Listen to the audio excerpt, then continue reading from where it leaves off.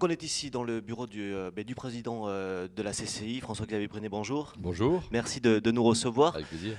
Pour évoquer cette année, d'abord l'année 2013 qui vient de s'achever, et puis surtout l'année 2014, on va essayer de positiver dans ce magazine de l'économie en partenariat avec Pyrénées Info et la CCI de Tarbes et des Hautes-Pyrénées, parce que l'économie des Hautes-Pyrénées est vivante, elle est globalement en bonne santé. On y reviendra, mais d'abord 2013 qui a été marquée par une année économiquement quand même difficile. Une année économiquement difficile au regard du contexte économique et social national européen. Je vous rappelle, et je rappelle toujours, que nous sommes dans une situation dans laquelle le taux de marge des entreprises françaises, donc par nature et par conséquence dans les Hautes-Pyrénées, est non seulement un des plus bas d'Europe, mais également à son plus bas historique, avec un effondrement de la consommation des ménages et un effondrement ou une baisse significative de l'investissement des entreprises, lié notamment au poids désormais reconnu, y compris par le chef de l'État, des prélèvements obligatoires et des impôts excessifs. Donc on a dans un contexte économique qui a été très difficile pour le monde économique et pour les entreprises de ce pays et donc de ce département. Et au surplus, nous avons connu une année 2013 qui a été caractérisée par une catastrophe naturelle de grande ampleur, dont nous n'avons pas fini de payer ni les prix économiques, ni humains, ni même psychologiques pour beaucoup d'habitants des vallées sinistrées. On a pu le voir notamment lors de la dernière Assemblée générale de la CCI, où des chiffres précis ont été donnés sur les inondations. On a vu pour certains secteurs d'activité, c'est jusqu'à 30-50% des entreprises, des emplois qui ont été concernés par ces inondations, beaucoup dans le tourisme et l'hôtellerie, la restauration. La CCI a été très active dès les premières heures après la catastrophe. Vous avez raison de rappeler que c'est une part très significative d'entreprises, notamment dans le secteur touristique de ce département, qui ont été touchées. Vous citiez les chiffres 35 à 40%, c'est pour les terrains de camping, l'hôtellerie de plein air, mais ce sont 20% des hôtels du département, dont une partie importante à Lourdes avec plus de 13 000 lits.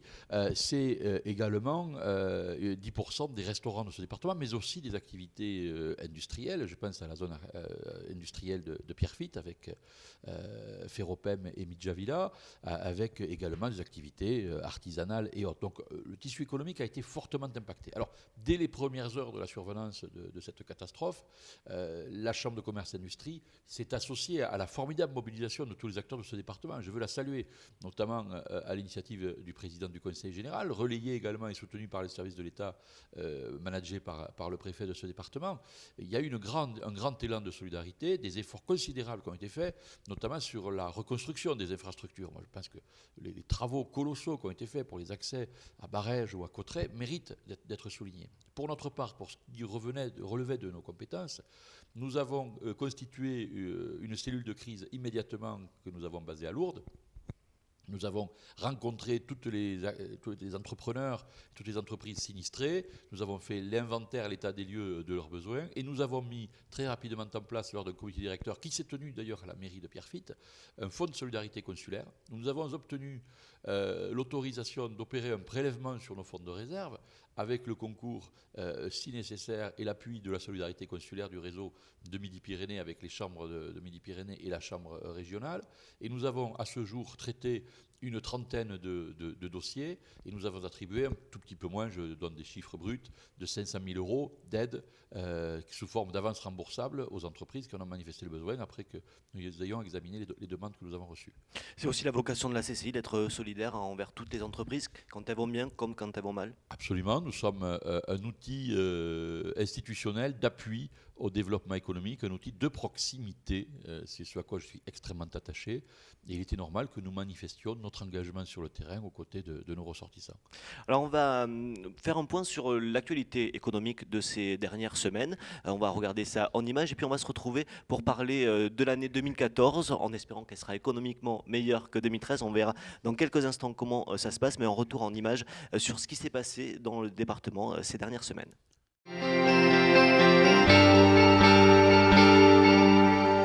L'actualité économique de ces dernières semaines, l'année 2013 qui s'est terminée par une visite de l'entreprise Prugent par les élus de la Chambre de commerce et d'industrie juste avant l'Assemblée générale qui est désormais décentralisée. L'occasion pour les élus consulaires de découvrir ou de redécouvrir cette entreprise de pointe qui permet à l'économie des Hautes-Pyrénées de rayonner sur le monde entier grâce à la création des présentoirs pour les plus grandes marques internationales. Le salon du mariage qui s'est déroulé au parc des expositions de Tarbes à la mi-janvier, l'occasion pour 50 commerçants venus de Tarbes, des Hautes-Pyrénées et de nos voisins, béarnais ou gersois, de présenter leurs produits aux futurs mariés des Hautes-Pyrénées. C'est le seul salon du mariage dans notre département désormais. L'occasion de découvrir les dernières tendances en termes de costumes, de traiteurs ou encore d'animation. Les vœux de la CCI qui sont déroulés début d'année, le président de la Chambre de commerce, François-Xavier Brunet, avait réuni toutes les personnalités de notre département. Les commerces à l'honneur avec l'Office de commerce qui a reçu un label, on en reparlera dans notre prochaine émission. L'occasion de mettre en avant les commerces de proximité importants pour le centre-ville tarbais. Parmi les images qu'on vient de voir, il y a notamment quelque chose qui s'est déroulé il y a quelques temps. Alors, le salon du mariage, vous l'évoquiez dans cette séquence puisqu'on vous a rencontré pour un magazine spécial. Également, l'Office de commerce qui a été labellisé. Vous étiez présent puisque l'Office de commerce est porté par la CCI. C'est important aussi d'être présent dans le milieu industriel, mais auprès des commerçants de centre-ville. Alors, l'Office de commerce n'est pas porté par la CCI, il est porté par la ville de Tarbes et en son sein se retrouvent paritairement des représentants des institutions et des représentants des acteurs privés du commerce, de l'artisanat et des services de la ville de Tarbes, dont naturellement la Chambre de commerce et industrie, mais également la Chambre de métier ou le Grand Tarbes. Naturellement, il est important que nous soyons engagés dans ce genre de structure et nous favorisons, car c'est un de nos collaborateurs, Jean-Pierre Bois, qui est le manager de centre-ville, et nous portons auprès des autres collectivités de ce département des projets identiques. Nous les incitons. Nous avons aidé à la mise en place de l'office de commerce à Vic en Bigorre et nous travaillons actuellement à la mise en place d'un tel office à Bagnères de Bigorre. Alors à Tarbes, il est vraiment important que nous soyons présents, que nous soyons mobilisés. Je crois que la labellisation par l'organisme TOSEMA de l'Office de commerce et surtout du centre-ville de Tarbes est extrêmement importante, car nous avons à Tarbes, au centre-ville, un véritable centre commercial en plein air, si on peut dire, très attractif, très moderne, très dynamique, ce qui a été fait depuis des années, à la fois avec la modernisation, je dirais par ordre chronologique, de Halles-Marcadieu, puis aujourd'hui cette opération remarquable, et j'en sais quelque chose de la Halle Broban, mais aussi l'arrivée d'enseignes extrêmement importantes, comme H&M, comme Mango, comme Stradivarius ou d'autres, le maintien de l'activité, alors qu'il y a quelques années, souvenez-vous, ce n'était pas évident, des galeries Lafayette au centre-ville de Tarbes, tout ça fait que nous avons un centre-ville attractif et qui, mon Dieu, tient plutôt bien le coup par rapport à la crise du commerce au plan national. Oui, on l'a vu d'ailleurs sur les chiffres qui avaient été présentés lors de cette conférence de presse, c'est que l'attractivité du centre-ville ne retombe pas. Certes, elle a parfois des difficultés, notamment quand arrivent les feuilles d'impôt, parce que le commerce est lié aussi au pouvoir d'achat des on l'a vu Bigourdans. clairement avec les comptages piétonniers qui sont opérés depuis un peu plus d'un an maintenant, donc on a déjà du recul, des éléments de comparaison. Au mois de décembre, par rapport à décembre 2012, la fréquentation globale du centre-ville a été plutôt de moins 1,8%, alors qu'en novembre, dès l'arrivée des feuilles d'impôt et de la nécessité de les payer, c'était moins 15%. Et d'ailleurs, j'éclaire votre réflexion sur les moins 1,8% du mois de décembre.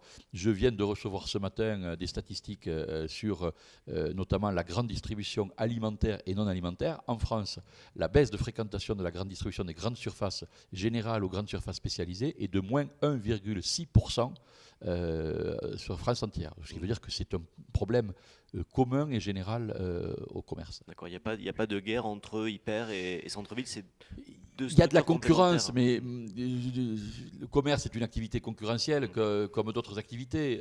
Je crois fortement, de plus en plus, dussé-je en choquer quelques-uns, je crois de plus en plus à la complémentarité des offres de distribution physique, c'est-à-dire en présence en magasin. En revanche, ce qu'il faut que nous sachions et ce qu'il faut que nous ne rations pas, c'est le grand challenge de la digitalisation de la consommation. Aujourd'hui, pour les soldes d'hiver, la part proportionnelle du commerce électronique par rapport au commerce traditionnel, de centre-ville ou de périphérie, est de plus 20% par rapport à l'année dernière. Donc le vrai challenge, c'est la digitalisation. Nous devons réussir pour le commerce de proximité le virage de la digitalisation et du e-commerce, c'est possible. Les acteurs du commerce traditionnel peuvent aussi s'engager dans la bataille du e-commerce.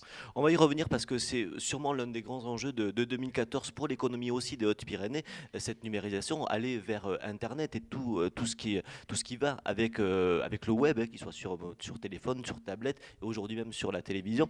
Auparavant, et c'est toujours en lien, on va aller rejoindre André Perrin parce que 2014 sera l'année d'innovation. Absolument, et c'est très important et nous allons nous engager dans cette année d'innovation et prendre nous-mêmes des initiatives à ce sujet. On écoute André Perrin.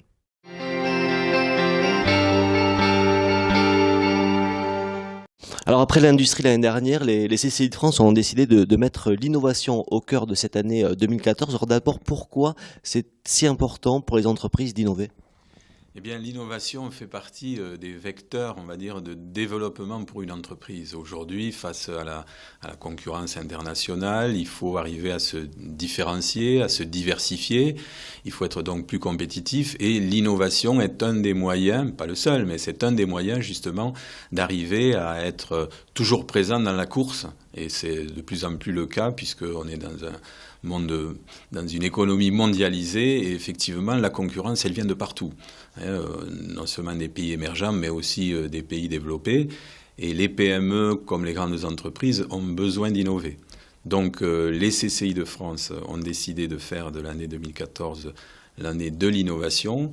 Et bien sûr, nous-mêmes, à notre niveau, au niveau des Hautes-Pyrénées, nous avons prévu bien sûr un programme pour justement diffuser l'innovation auprès des entreprises, avec bien entendu un focus particulier sur les PME et les PMI. Oui, parce qu'ici, c'est essentiellement des petites entreprises. Même pour elles, l'innovation est possible.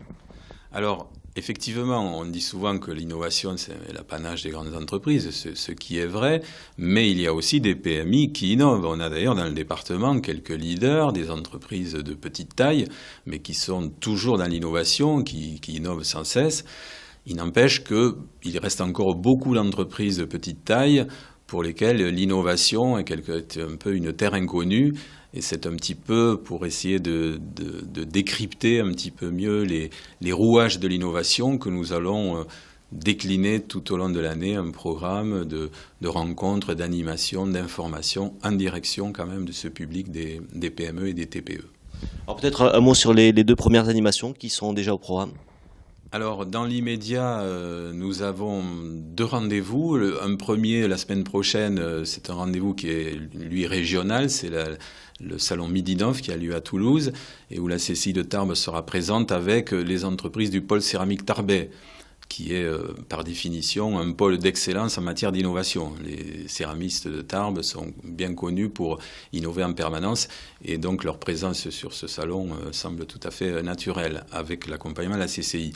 Le deuxième rendez-vous, c'est le 11 février à la CCI de Tarbes où nous invitons les entreprises à venir rencontrer le CEA Tech. Le CEA, c'est le commissariat à l'énergie atomique, mais c'est aussi un centre multi-activités en matière de recherche et développement. Et donc la cellule CEA Tech, c'est une cellule de transfert de technologie. Donc ils vont venir à Tarbes en présentant d'ailleurs des produits et des systèmes qui sont issus des laboratoires du CEA et qui sont mis à la disposition des entreprises qui veulent acquérir de nouvelles technologies. On est là donc dans le transfert de technologies à proprement parler. Alors, il y aura plein d'autres rendez-vous tout au long de l'année 2014, on aura l'occasion de les évoquer. Un dernier mot sur cette innovation, est-ce qu'elle est réservée seulement à l'industrie ou elle doit s'ouvrir aussi à toutes les activités économiques ? Alors, tout à fait. L'innovation, c'est souvent la technologie. On pense souvent uniquement à l'innovation technologique, alors qu'en réalité, il y a d'autres façons d'innover. Et bien entendu, nous traiterons également d'autres aspects dans l'innovation. L'innovation donc n'est pas réservée aux entreprises qui font de la technologie. On peut innover en marketing, on peut innover en communication, on peut innover en gestion des ressources humaines, en modèle d'organisation des entreprises. Donc on essaiera également de traiter cet aspect-là. L'année d'innovation, grande année 2014 que les CCI de France ont voulu placer sous ce thème-là. On parlait il y a un instant du virage numérique que doivent faire les grandes comme les petites structures économiques. C'est vital aujourd'hui ou c'est un élément supplémentaire seulement ? C'est vital, on parlait il y a quelques instants du commerce. 2013 était pour le réseau de chambres de commerce l'année de l'industrie, 2014 l'année de l'innovation. Je suis de ceux qui pensent, et la Chambre de commerce et d'industrie est convaincue là-dessus, qu'il peut y avoir développement économique sans développement industriel. Mais il faut regarder un peu comment le monde est en train d'évoluer. Nous devons travailler de telle sorte que dans ce pays de France, la recherche et développement, l'innovation soient les moteurs de notre croissance.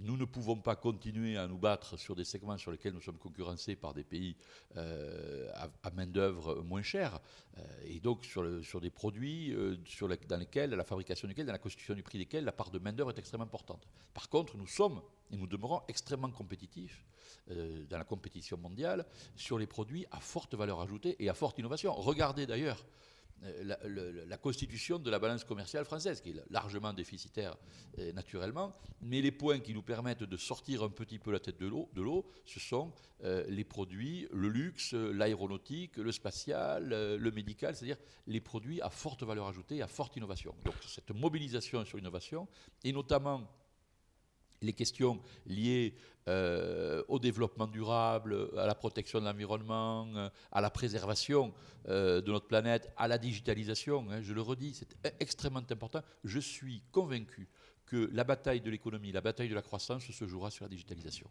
Alors vous citiez le luxe, l'aérospatial, l'aéronautique, le spatial, même l'environnement, la nature. C'est aussi des entreprises de pointe qu'on retrouve dans notre département. Bien sûr. Est-ce que ça veut dire que l'économie dans les Hautes-Pyrénées n'est pas sinistrée à long terme?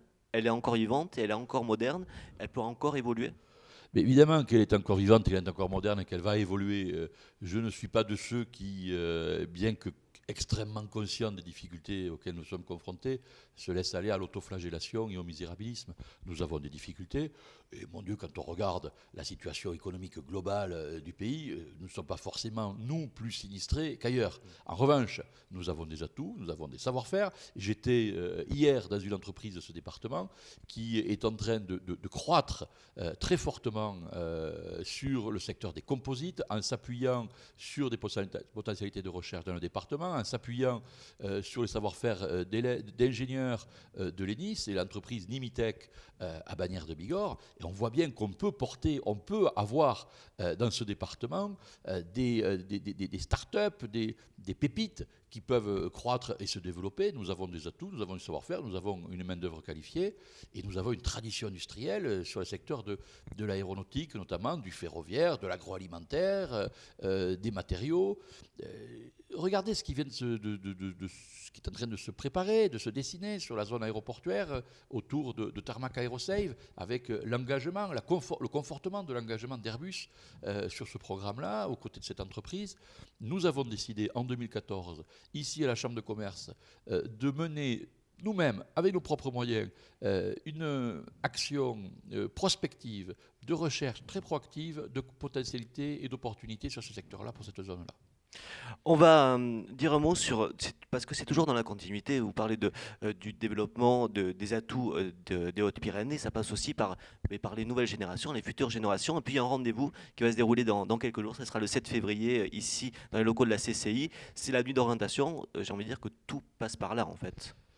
Tout passe par là et c'est une des missions fondamentales des chambres de commerce et d'industrie, c'est la formation des hommes, des équipes et aussi peut-être demain des futurs chefs d'entreprise.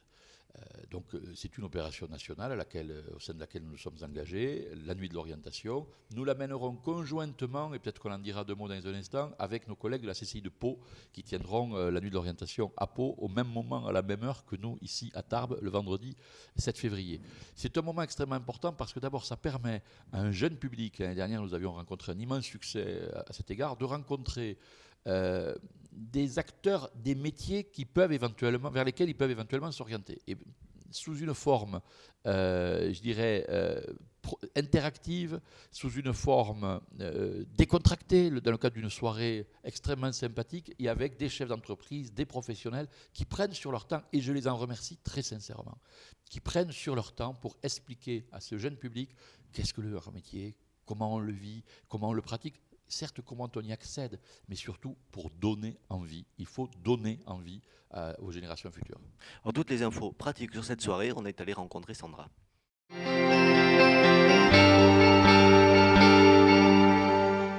Alors, les objectifs, à qui ça s'adresse ? Face à la diversité des métiers et à la multitude des formations qui sont proposées, le choix d'orientation des jeunes est très difficile et très angoissant pour eux et pour leur famille. C'est pourquoi l'objectif de la nuit est de dédramatiser ce choix d'orientation en leur proposant cette manifestation qui leur permettra de réfléchir sur leurs envies, sur leurs compétences et leur permettre d'approcher les métiers de manière plus concrète afin de se projeter dans le futur de manière plus positive. Et pour cela, il y aura de nombreux ateliers. Effectivement, en fait, l'architecture de la soirée se fera sur 4 espaces. Donc, dans un premier temps, ils auront accès à un espace multimédia où, à leur disposition, 20 PC seront équipés d'un logiciel spécifique où, à partir des centres d'intérêt de la personne, en fait, on arrive à définir des métiers qui sont faits pour eux. La nouveauté cette année, c'est qu'ils auront à leur disposition une connexion et durant un mois, à partir du jour de la manifestation, ils pourront se connecter chez eux. Voilà, pour poursuivre un peu leur projet d'orientation. Ensuite, il y aura des ateliers, un espace orientation où seront présents 12 conseillers qui les aideront à se poser les bonnes questions, qui les guideront et qui amorceront déjà un petit projet d'orientation. Ensuite, un espace speed dating des métiers où seront présents plus de 80 professionnels pour parler de leur vécu, de leur parcours, de leur formation, des avantages du métier, des inconvénients peut-être aussi, de manière à aborder le métier de manière plus concrète. Des ateliers. Voilà. 3 ateliers seront mis en place, un atelier communication, un atelier sur les métiers de la métallurgie et enfin un atelier pour aborder de manière plus ludique le parcours d'orientation où là ils auront un jeu de cartes, enfin voilà, ils essaieront de se poser les bonnes questions lors de cet atelier pour se projeter dans le futur. Il y aura aussi des animations au cours de cette soirée qui se déroulera, on le rappelle, de 17h jusqu'à 21h. C'est ça, oui, de 17h à 21h. Tout au long de la soirée, diverses animations seront proposées. La nouveauté également cette année, c'est qu'un plateau Web TV sera mis en place pour aborder diverses thématiques sur les métiers, sur l'orientation, en présence de plusieurs partenaires. Nous aurons aussi l'ONICEP qui vendra des brochures liées à l'orientation, au métier. L'espace GM également proposera un espace dédié au bien-être, à la détente. La Fédération du bâtiment proposera également une animation sur tous les métiers, l'IRTH sur les métiers de l'hôtellerie.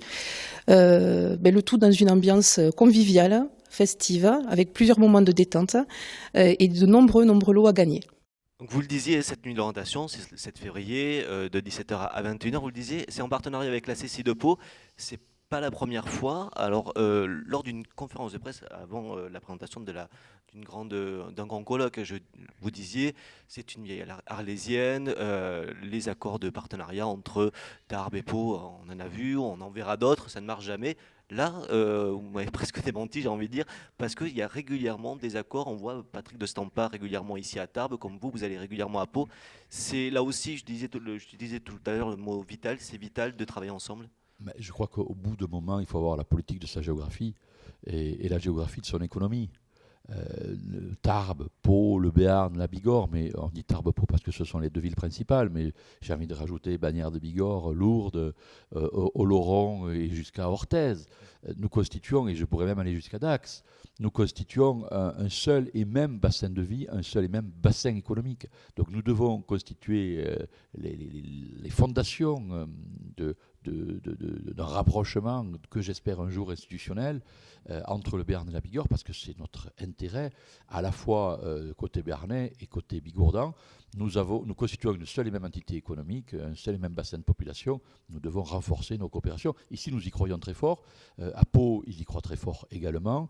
Nous allons de plus en plus nous engager dans ce secteur-là. Par la nuit d'orientation, le 6 février prochain, Patrick de Stampa et moi-même signerons avec nos collègues de l'Aragon une convention de partenariat avec les CCI espagnoles qui nous sont immédiatement voisines et nous le faisons ensemble, naturellement. C'est dans ce même esprit que la CCI pyrénéenne, dans l'occasion de l'évoquer plus largement, a été relancé il y a quelques semaines, c'était à Saint-Gaudens. Oui, alors il existe depuis de très très longues années une association qui regroupe, comme pour nos collègues de l'agriculture et des métiers, l'ensemble des CCI du massif pyrénéen. Nous avons souhaité y donner un nouvel élan avec mes collègues élus ici à la Chambre de commerce de Tarbes, Philippe Macheneau et Vincent Fonvieille. Nous avons voulu lui donner un nouvel élan, lui donner une nouvelle force, en la baptisant d'ailleurs CCI Pyrénées. Et nous sommes engagés. Il y avait d'ailleurs présent le président de la CCI de Toulouse, le président de la CCI de Pau, moi-même, des élus des CCI de l'Ariège, des Pyrénées-Orientales. Nous avons décidé, de l'Aude, nous avons décidé de nous engager dans un programme d'action pour valoriser les particularités économiques du massif pyrénéen. Et un des principaux chantiers sur lesquels nous allons nous engager, c'est la constitution, le développement, la valorisation et la promotion d'une marque Pyrénées. Je sais que Languedoc-Roussillon a sa marque Sud de France, qu'Aquitaine et Midi-Pyrénées réfléchissent et investissent dans une marque Sud-Ouest de France, mais pardonnez ce patriotisme d'un petit Pyrénéen, moi une marque Sud-Ouest de France qui regroupe des produits et des productions qui viennent à la fois du Périgord vert comme du Couserans et du Quercy comme du Pays Basque, c'est trop large pour qu'on s'y retrouve. En revanche, la marque Pyrénées est extrêmement importante. Songez par exemple qu'actuellement pour ce début de saison d'hiver, dans les massifs français, le meilleur enneigement, il est sur le massif des Pyrénées. Et on ne parle que des Alpes dans les rédactions parisiennes. Pourquoi ? Parce que nous ne savons pas suffisamment vendre nos Pyrénées. Nous devons nous engager sur ce terrain-là. Pour terminer cette première émission, est-ce qu'aussi on résume que 2014 et les années suivantes, pour l'économie des Hautes-Pyrénées, on sera plus fort si on se connaît mieux avec nos voisins et si on travaille ensemble. Nos voisins, ça peut être Tarbes, Lourdes, Bagnères, comme Bigourdan, Béarnais. Connaissons-nous mieux et travaillons bien d'abord entre nous pour être plus ouverts et plus coopératifs avec les autres. Et en conclusion de cet entretien, je voudrais saluer le projet de territoire mis en place par le Conseil général, dans lequel nous avons décidé de nous engager délibérément, à la fois sur ces questions que je viens d'évoquer, de marketing territorial, d'innovation, de formation. On aurait pu parler des problématiques aéroportuaires. Là, je crois que c'est déjà un événement en soi. C'est-à-dire que nous avons décidé de définir quelles sont les conditions de notre vouloir vivre ensemble et d'une façon non exclusive, coopérative, ouverte. C'est déjà beaucoup. C'est pas beaucoup connu dans les Hautes-Pyrénées au cours des dernières décennies. Je suis pas bien vieux, mais j'en ai vu passer quelques-uns des projets. Là, nous avons vraiment des atouts. Donc, moi, je suis très optimiste. Mais par nature, je suis optimiste. Si je n'étais pas optimiste, je ferais autre chose. Merci François-Xavier Brunet. Comme vous le disiez, il y a beaucoup de choses à dire sur l'économie des Hautes-Pyrénées. C'est pour ça que ce rendez-vous est désormais mensuel en partenariat avec la CCI et la rédaction de Pyrénées Info. Je voudrais remercier les équipes de la CCI qui nous ont permis aussi de monter cette émission. Merci à vous et à très vite sur pyrénéinfo.fr et sur le site de la CCI.